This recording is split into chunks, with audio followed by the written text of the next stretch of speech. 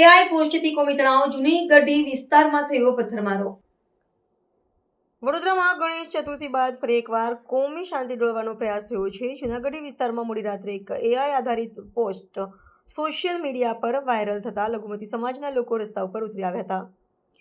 આ પોસ્ટથી ધાર્મિક લાગણી દુભાઈ હોવાનો આક્ષેપ કરી ટોળા એકત્ર થયા હતા, જેના કારણે તણાવપૂર્ણ પરિસ્થિતિ સર્જાઈ અને થોડા સમય માટે પથ્થરમારો પણ થયો હતો. ઘટનાની જાણ થતાં જ પોલીસ ઘટના સ્થળે પહોંચી અને પરિસ્થિતિને કાબૂમાં લીધી. આ ઘટના બાદ મોટી સંખ્યામાં લોકોએ શહેર પોલીસ મથક પર પહોંચીને ધાર્મિક લાગણી દુભાવનાર સામે કડક કાર્યવાહીની માંગ કરી હતી.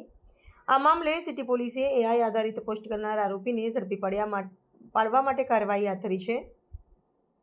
આ ઉપરાંત પથ્થરમારો કરનાર ટોળાને પણ ઓળખીને પકડવાની તજવીજ શરૂ કરવામાં આવી છે. વડોદરા શહેર પોલીસે આ સમગ્ર ઘટનાની ગંભીરતાને ધ્યાનમાં રાખીને સંવેદનશીલપૂર્વક પગલાં લીધા છે. હાલમાં સિટી પોલીસ મથક બહાર કડક બંદોબસ્ત ગોઠવવામાં આવ્યો છે, જેથી કોઈ પણ પ્રકારની માહિતી બહાર ન જાય અને તપાસમાં કોઈ અવરોધ ન આવે. મીડિયા અને સામાન્ય નાગરિકોને પણ પોલીસ મથકમાં પ્રવેશ આપવામાં આવતો નથી. આ સાથે જૂનાગઢી વિસ્તારમાં પણ વધુ સુરક્ષા માટે પોલીસ બંદોબસ્ત ગોઠવી દેવાયો છે. સદર બનાવ મામલે પોલીસ દ્વારા કાયદેસરની કાર્યવાહી કરવાની ચાલી રહી છે, જેથી કોઈ પણ પ્રકારની અફવાઓ ફેલાવી નહીં.